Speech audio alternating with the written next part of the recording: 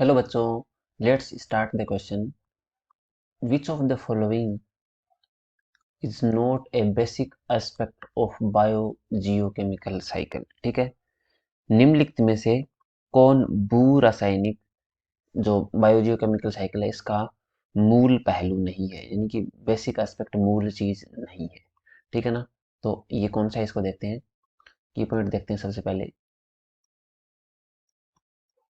की पॉइंट। ठीक है, अब अपने को पूछ रहा है कि इनमें से कौन है जो इसका मूल नहीं है। ठीक है ना। तो पहला देखते हैं, the nature and size of the pool और reservoir where element are stored for a period of time.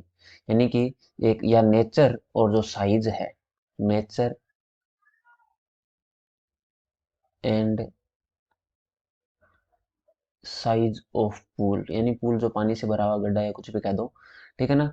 वो उसकी जो नेचर है और साइज है वो क्या है।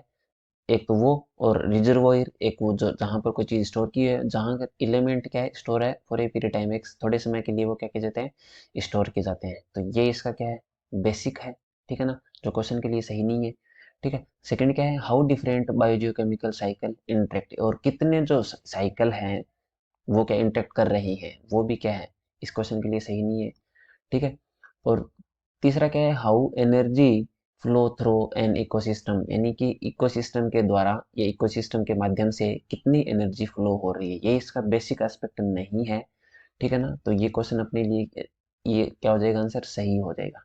ठीक है। फोर्थ क्या है, the rate of movement between pools and factor that influence these rate, यानी कि जो इसकी रेट को क्या करते हैं, प्रभावित करते हैं। किसकी रेट को, पूल एंड फॉरेस्ट का जो है, उनकी मूवमेंट है, उनको क्या करते हैं, प्रभावित करते हैं। तो ये भी क्या है, अपने लिए सही नहीं है इस क्वेश्चन के लिए।